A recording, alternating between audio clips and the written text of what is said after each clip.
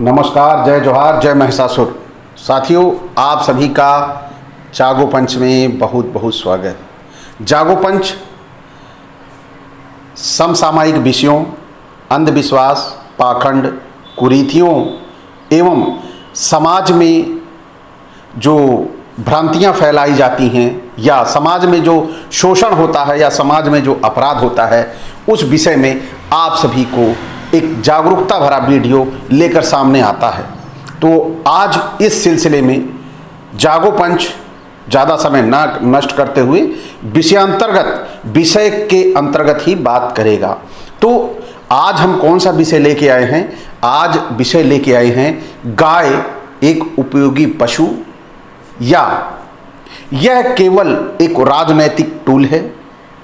इस विषय पर आज हम चर्चा करेंगे, क्योंकि गाय के संदर्भ में हमारे समाज में बहुत सारी भ्रांतियां फैलाई गई हैं, भ्रांतियां उत्पन्न की गई हैं। तो आज हम जो विशेष चर्चा करने वाले हैं वह चर्चा करने वाले हैं प्रोफेसर, प्रसिद्ध इतिहासकार प्रोफेसर D.N. झा, जो प्रसिद्ध इतिहासकार हैं।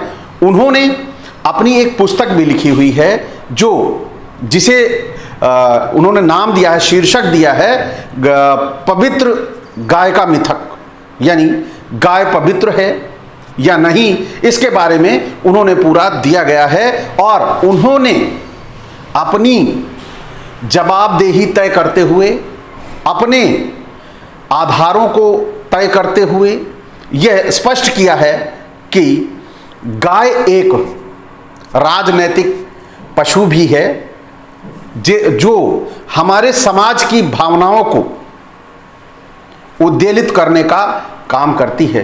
तो इस विषय में डॉक्टर D.N. झा ने अपने विचार स्पष्ट किए हैं कि, और वह अपने उस जवाब में उन्होंने यह भी प्रस्तुत किया है कि कैसे गाय को एक टूल के रूप में इस्तेमाल किया गया है। तो उन्होंने कहा है, स्पष्ट करते हुए अपनी जवाबदेही दी है और अपना पूरा मत दिया है और कहा है, इतिहास लेखन में जो हमारा इतिहास लिखा गया है, इतिहास लेखन में वस्तुपरक, तथ्यपरक और ये जो लेख हैं तथ्यपरक, वस्तुपरक, इन लेखों में इतिहासकारों ने, कौन से इतिहासकारों ने? हिंदुत्ववादी जो इतिहासकार हैं, उन्होंने यह तथ्यपरक और वस्तुपरक ऐसे विचार, अपने हिंदुत्ववादी विचार डाल दिए हैं जिससे जो हमारे समाज के लोग हैं वह गाय को उसी रूप में देखते हैं, यानी जिस रूप में उन इतिहासकारों ने हमारे बीच में प्रस्तुत किया है गाय के विषय में, वही मानने लगे हैं।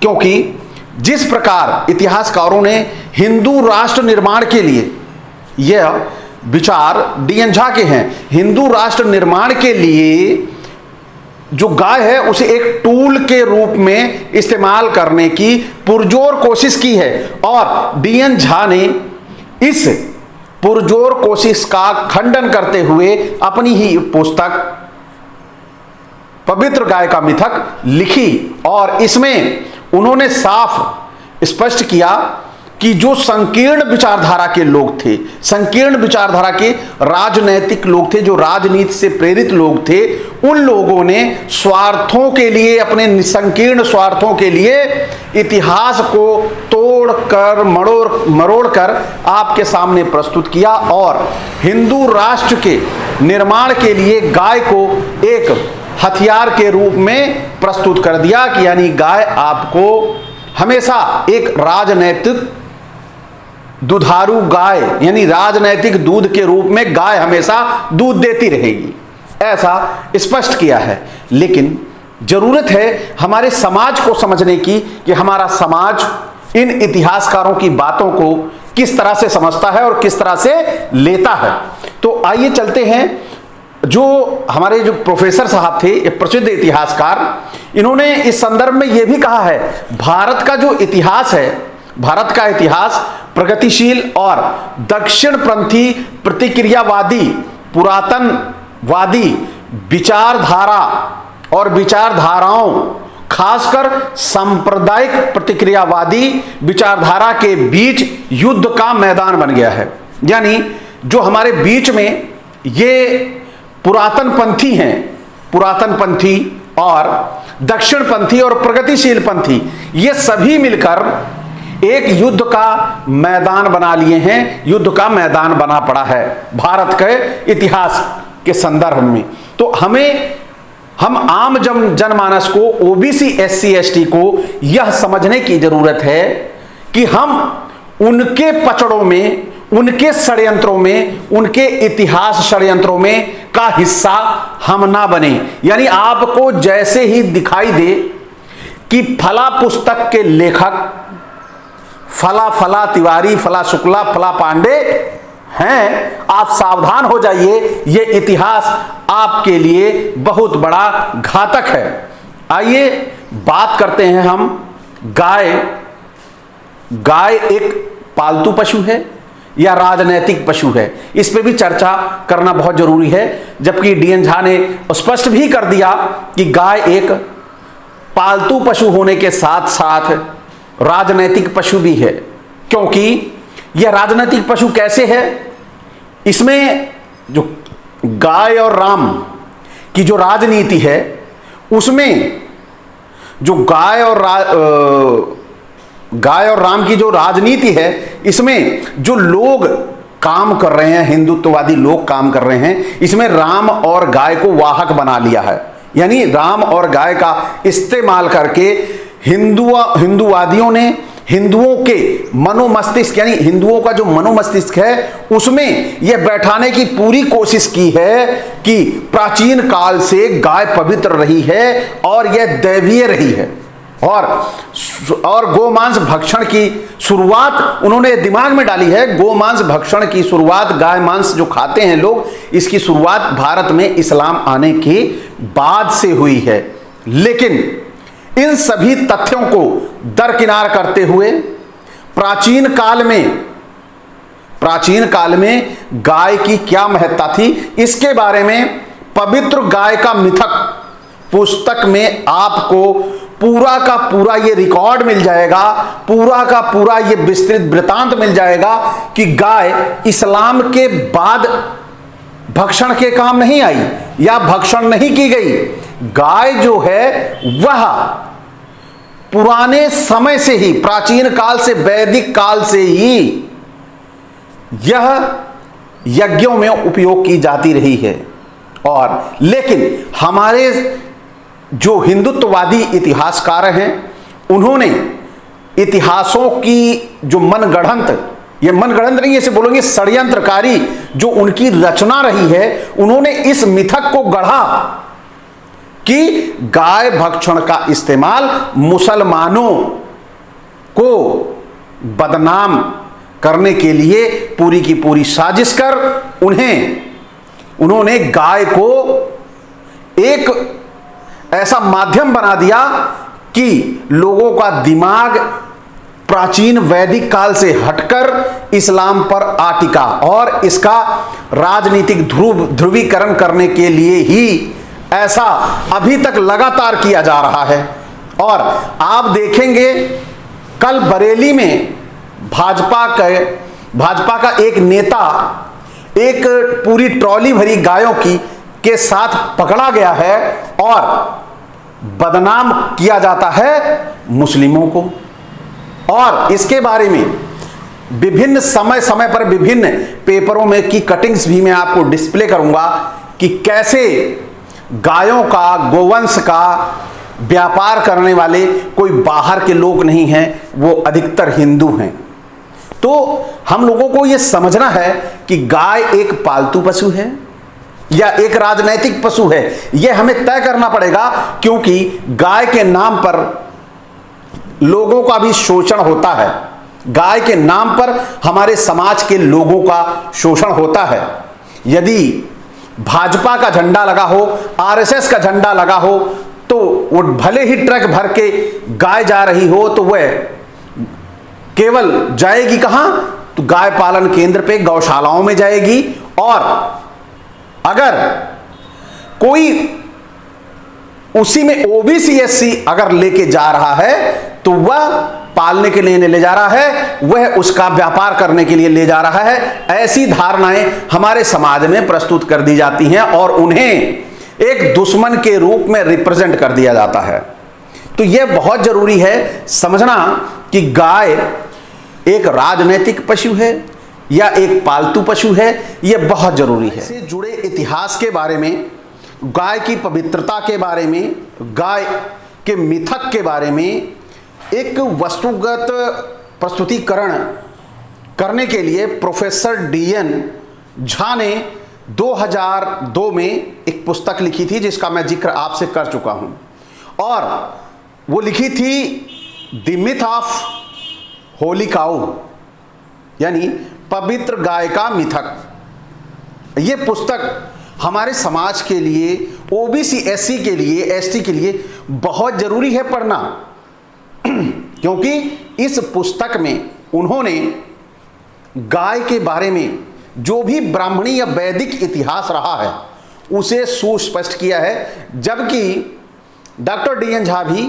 एक ब्राह्मण हैं, लेकिन उन्होंने स्पष्ट रूप से यह कहा है कि गाय किस प्रकार से राजनैतिक है, राजनैतिक हुई, किस प्रकार से गायों को जब खाया जाता था, यज्ञों में इस्तेमाल किया जाता था, उसके बाद कैसे वह पूजनीय बनी, इसके बारे में विस्तृत वर्णन अपनी पुस्तक द मिथ ऑफ होली काऊ में लिखा हुआ है।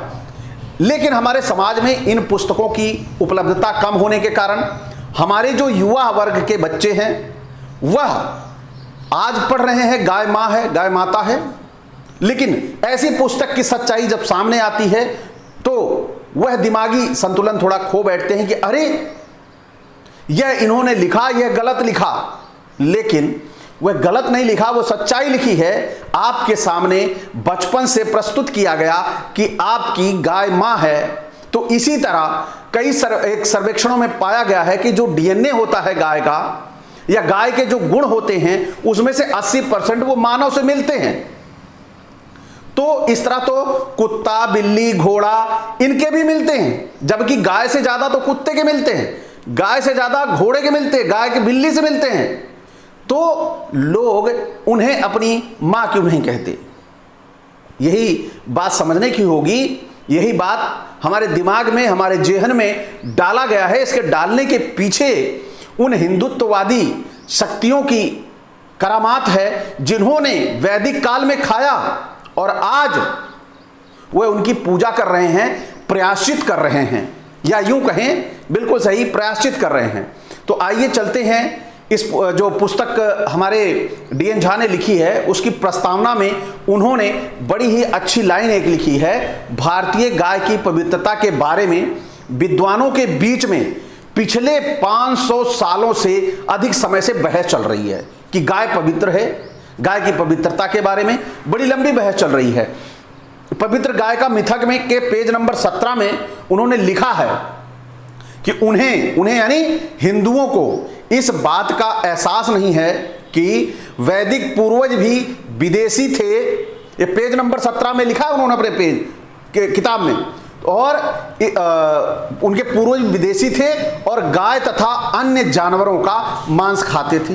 अब आपको स्पष्ट होगा, ये व्यक्ति ब्राह्मण होते हुए ये बात लिख रहा है और इतिहासकार है।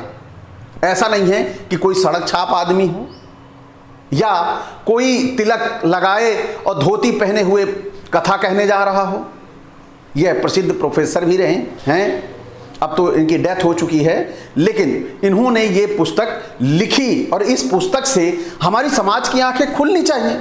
लेकिन हमारा समाज पढ़ने का आदी नहीं है, हमारा समाज उंगली उठाने का आदी है कि अगला अगर सच्चाई बता रहा है तो उसके ऊपर उंगली उठा दो कि ये कैसे बोल रहे हो। इससे हम प्रभावित होते हैं, इससे हमारा समाज प्रभावित होता है। तो क्या हमारा समाज प्रभावित हो रहा है तो क्या जागरूकता बंद कर दी जाए, अपने समाज को जगाना बंद कर दिया जाए, अपने समाज के बीच में जो मिथक चीजें प्रस्तुत की गई हैं उन मिथक चीजों को हटाना छोड़ दिया जाए, समाज को अंधानुकरण की दौड़ में भागने दिया जाए।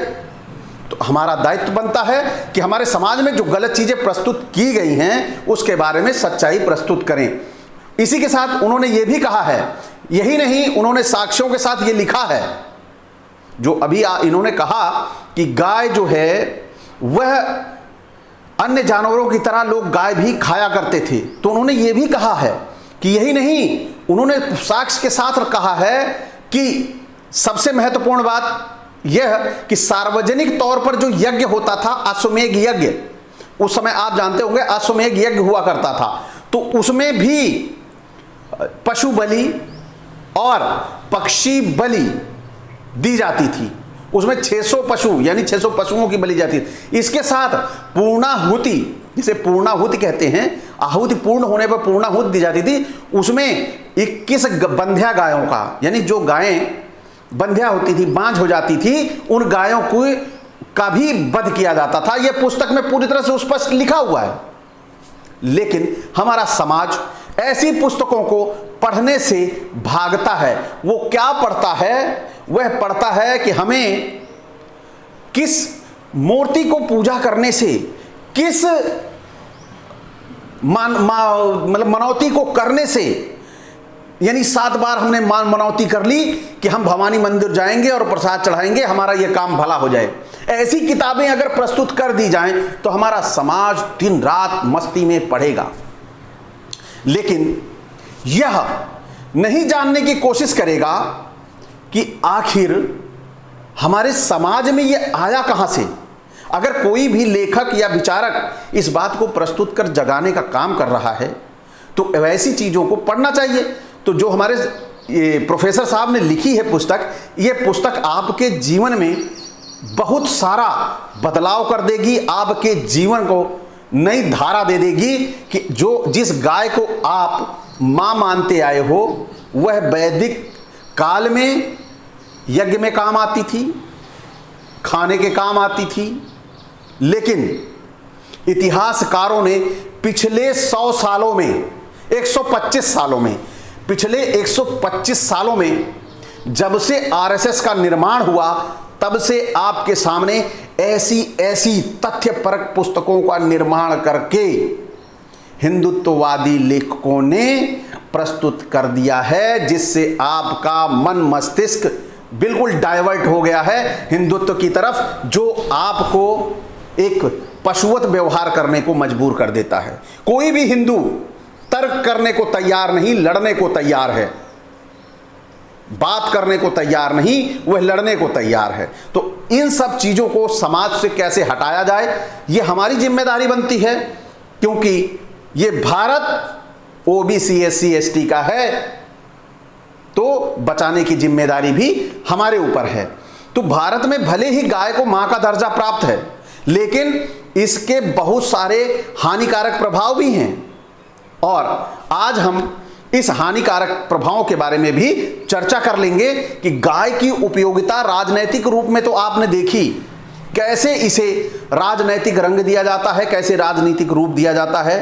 इसमें राजनैतिक रूप ऐसे दिया जाता है कि जैसे ही किसी मुस्लिम के द्वारा एक ट्रैक्टर या ट्रॉली या गाड़ी पकड़ ली जाए तो सभी गोदी मीडिया के चैनल या आरएसएस वादी चैनल उसको रिप्रेजेंट कर देंगे, टीवी पे 24 घंटे चलाएंगे।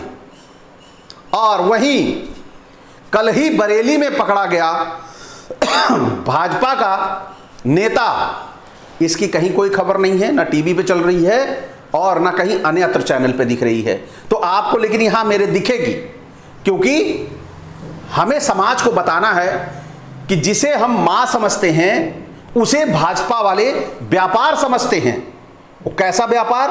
एक राजनैतिक व्यापार, जिसमें आपकी भावनाओं से खिलवाड़ करके, आपके भावनाओं को उत्तेजित करके उसे आपकी मां बना रखा है, और मां बनाने के बाद उससे आपको मानसिक रूप से टॉर्चर किया जाता है और आप उद्वेलित होकर सामने सड़क पर आकर खड़े हो जाते हैं और सामने वाले को दुश्मन समझने लगते हैं। तो इसी बात को लेकर साइंस बैंक ORG ने एक सेमिनार किया, भारत सरकार के ने इस सेमिनार करवाया जिसमें बहुत सारे शोधकर्ताओं को बुलाया कि गौ उत्पादों के ऊपर एक बड़ा शोध करो, जिससे इस शोध में गाय की उपयोगिता को सिद्ध किया जा सके। अब उस जो कार्यक्रम हुआ था, उस कार्यक्रम में लगभग 500 शोधकर्ता वैज्ञानिक आ गए और उसमें उन वैज्ञानिकों द्वारा इस गाय के उत्पादों को लेकर एक मजाक या उपहास बनाया गया कि गाय में ऐसी कोई उपयोगिता नहीं है, कोई ऐसी गुण नहीं है कि जिसे हम इसे बता सकें कि यह बहुत लाभदायक है।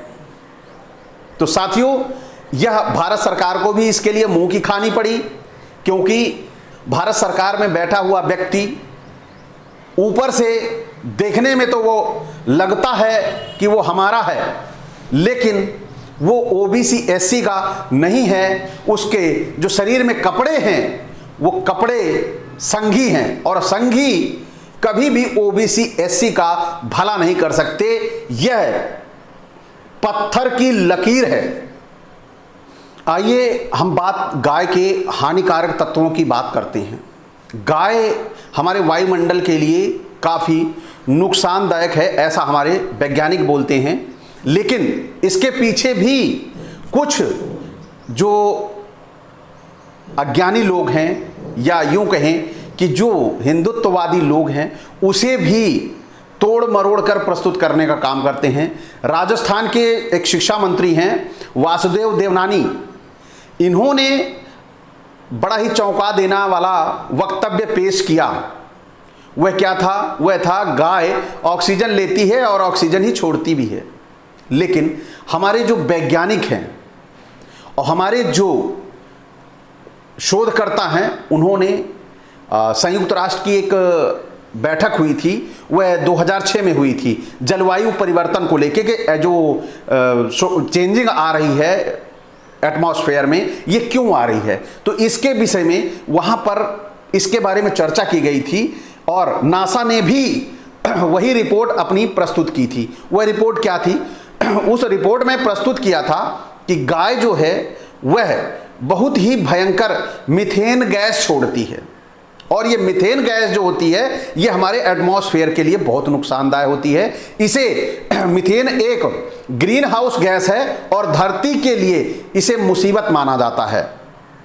तो हमारे समाज के लोगों को यह समझना होगा कि आपके दिमाग में गाय को जिस तरह से प्रस्तुत किया गया है, हमारे समाज में कुछ लोगों द्वारा ये बताया जाता है कि गाय का मूत्र, गाय का गोबर, गाय के मूत्र से कैंसर जैसी बीमारियां ठीक हो जाती हैं।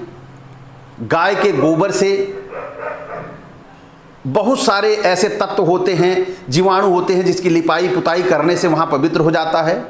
कभी आप ये अपने दिमाग में ला सकते हैं कि यदि ऐसा होता तो आज सारे प्रोडक्ट, सारे अनुसंधान, कैंसर के बड़े बड़े इंस्टीट्यूट बंद हो जाते और गोमूत्र पिलाकर उन लोगों को ठीक कर लिया जाता। ये समझने की बात है आपको अपने दिमाग से। आपका शरीर जिसे वेस्ट समझ के निकाल दे रहा है, खराब समझ के निकाल दे रहा है, क्या उसे पुनः इस्तेमाल में लाया जा सकता है? यह एक कॉमन सोच है हमारे दिमाग की। यह हर एक साधारण व्यक्ति भी सोच सकता है। यानी हम मनुष्य जो चुनिंदा भोजन करता है, चुना हुआ भोजन करता है, गेहूं और अन्य शुद्ध चीजें खा रहा है,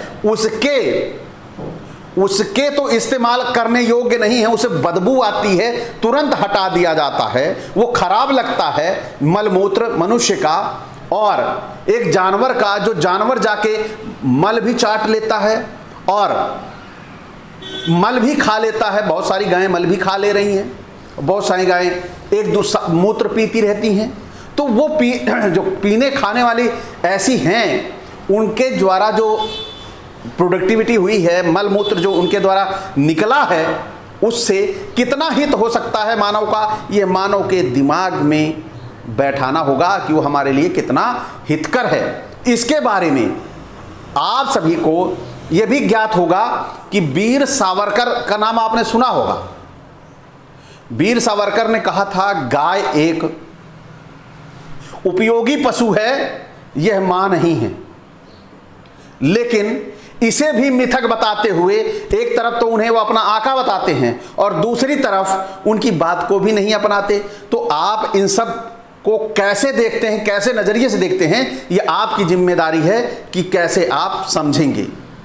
तो साथियों, आप सभी ने आज देखा कि गाय एक उपयोगी पशु या गाय एक राजनैतिक पशु, तो इसे आप दोनों तरह से दे सकते हैं। जिसे दूध का व्यवसाय करना है, जिसे दूध बेचना है, वह गाय को पाल के उसका दूध बेच सकता है, और जिसे राजनीति करनी है वह भी गाय पाल सकता है और गाय पालकर किसी दूसरे को उस गाय के विषय में चर्चा करके, बातें करके, या किसी दूसरे को वो गाय देकर उसे अपनी राजनीति भी चमका सकता है।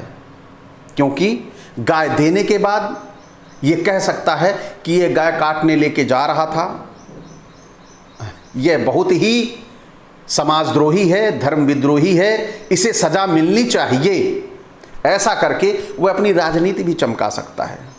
तो गाय जो है ये दोनों रूप में मान्यता प्राप्त है। अब गाय को आप किस रूप में देखते हैं? गाय को मां के रूप में देखते हैं तो आप राजनीतिक हैं, और गाय को एक पालतू पशु के रूप में देखते हैं तो आप एक व्यवसायी हैं और आप अपने स्वास्थ्य का ध्यान रखने के लिए गाय को पाले हुए हैं। तो साथियों, आज का ये वीडियो गाय एक पालतू पशु या राजनीतिक, यह आपको कैसा लगा? अच्छा लगा तो लाइक करें, और यदि आप हमारे चैनल पे नए हैं तो आप सब्सक्राइब कर लें, और इसी के साथ बेल आइकन की घंटी जरूर दबा लें, जिससे हमारा वीडियो का नोटिफिकेशन आपके पास तुरंत पहुंच जाए। इसी के साथ आपसे विदा चाहूँगा। नमस्कार।